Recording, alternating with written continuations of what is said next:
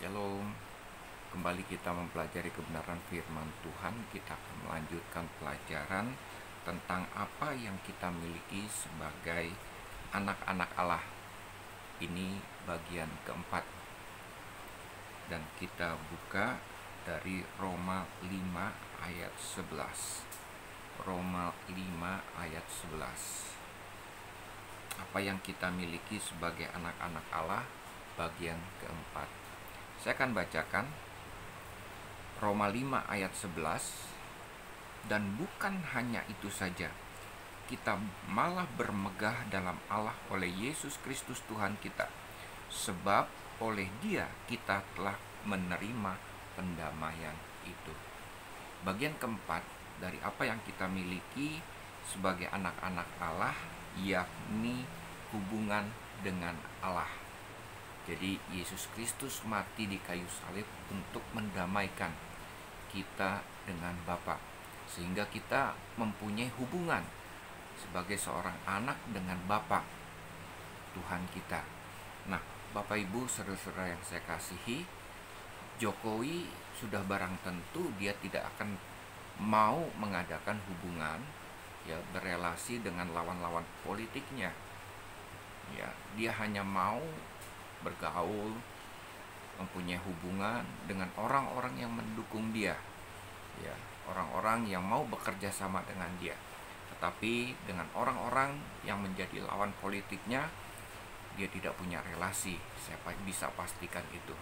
Nah, terlebih lagi ketika Jokowi punya anak, Kaisang katakanlah seperti itu, Kaisang sebagai seorang anak mempunyai hubungan yang lebih dibandingkan dengan pendukung-pendukung politik dari Jokowi atau bahkan seorang menteri.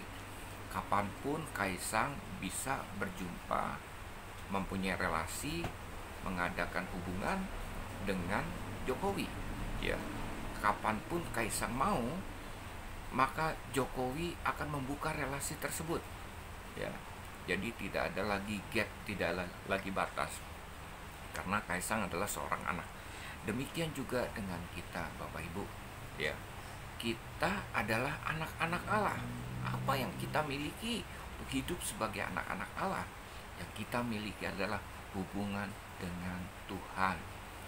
Bapak Ibu, semenjak manusia pertama berdosa, maka manusia tidak mempunyai relasi, tidak mempunyai hubungan dengan Tuhan.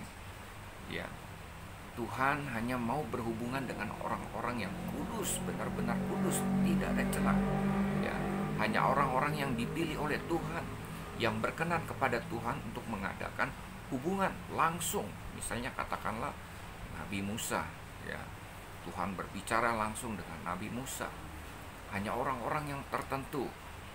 Sekali lagi, Tuhan hanya mau mempunyai hubungan dengan orang-orang yang kudus, yang layak di hadapan Tuhan. Tuhan tidak mau berhubungan dengan orang-orang berdosa. Dan sudah dipastikan bahwa semua orang akibat dosa dia tidak mempunyai hubungan dengan Tuhan.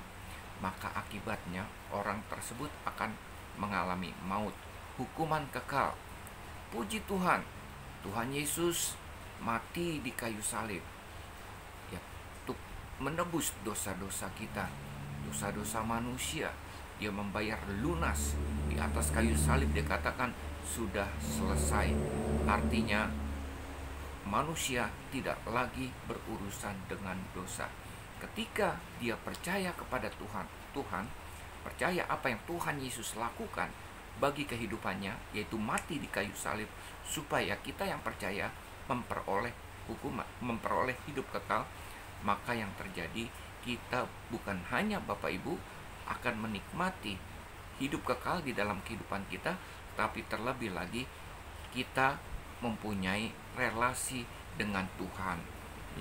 Hubungan kita, hubungan manusia dengan Tuhan, ketika kita percaya Yesus sebagai Tuhan dan Juru Selamat di dalam kehidupan kita, maka yang terjadi adalah kita punya relasi kembali dengan Tuhan. Kenapa kita punya relasi dengan Tuhan?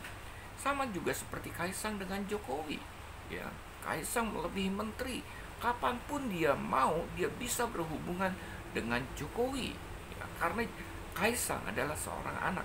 Demikian juga sekarang ini, Bapak Ibu saudara-saudara yang saya kasihi, kita melebihi dari apapun, ya, karena kita mempunyai akses langsung relasi dengan Tuhan, karena kita adalah anak-anak Tuhan, anak-anak Allah.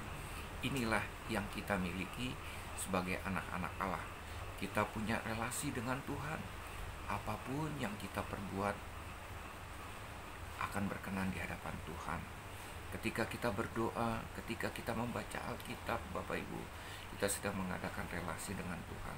Ketika kita masuk dengan hadirat Tuhan, kita bisa mengadakan relasi dengan Tuhan. Apa ciri-cirinya? Seseorang mempunyai relasi dengan Tuhan, dia yang cukup akrab. Bapak Ibu, ketika kita tinggal di dalam hadirat Tuhan, ketika kita berdoa, baca Alkitab, tidak ada keinginan untuk kita berpisah dengan Tuhan. Ketika kita lama tidak mengadakan berelasi dengan Tuhan, ada kerinduan kita untuk bersekutu dengan Tuhan, membaca Alkitab, berdoa, bersyafaat, dan lain sebagainya, Bapak Ibu. Itu adalah tandanya kita mempunyai relasi dengan Tuhan.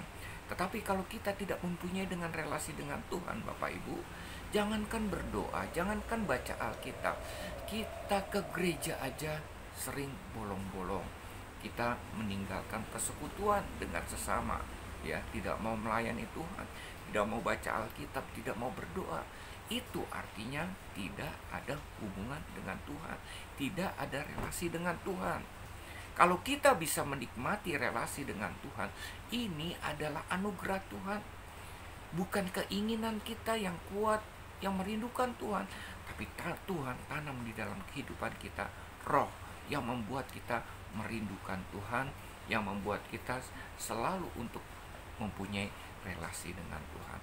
Bapak Ibu, ketika kita mempunyai relasi dengan Tuhan, sudah barang tentu kita akan menikmati damai sejahtera dan sukacita di dalam Tuhan. Sekalipun ada pergumulan, sekalipun ada permasalahan, sekalipun ada bencana, sekalipun ada rintangan apapun, permasalahan apapun di dalam kehidupan kita, kita punya relasi dengan Tuhan. Maka yang terjadi adalah kita ada damai sejahtera, ada sukacita yang melimpah atas kehidupan kita. Karena apa? Ada roh Tuhan yang menghibur kita, ada roh Tuhan yang memberikan kita ketenangan, dan kita tidak perlu khawatir untuk setiap permasalahan, karena kita percaya apa yang akan Tuhan lakukan di dalam kehidupan kita. Dia tidak pernah meninggalkan dan membiarkan kita. Bapak Ibu, bagian keempat dari apa yang kita miliki sebagai anak-anak Allah adalah kita memiliki relasi dengan Tuhan. Ini yang penting, Bapak Ibu. Sekalipun kita datang ke gereja, sekalipun kita disebut dengan orang Kristen, tetapi kita tidak mempunyai relasi dengan Tuhan, kekristenan kita hanya agamawi. Kita kelihatan Kristen, tetapi sesungguhnya hidup kita belum berubah, karena tidak ada perubahan di dalam kehidupan kita. Kita tidak merindukan Tuhan, kita belum menikmati anugerah dan kasih karunia Tuhan di dalam kehidupan kita. Kalau kita menikmati kasih karunia itu, kalau kita mengalami anugerah Tuhan di dalam kehidupan kita, sudah barang tentu, sudah pasti kita akan selalu merindukan Tuhan, dan kita akan mempunyai relasi dengan Tuhan. Bapak Ibu, saudara-saudara yang saya kasihi, ini adalah bagian keempat dari apa yang kita miliki sebagai anak-anak Allah, yakni hubungan dengan Allah. Tuhan memberkati. Shalom.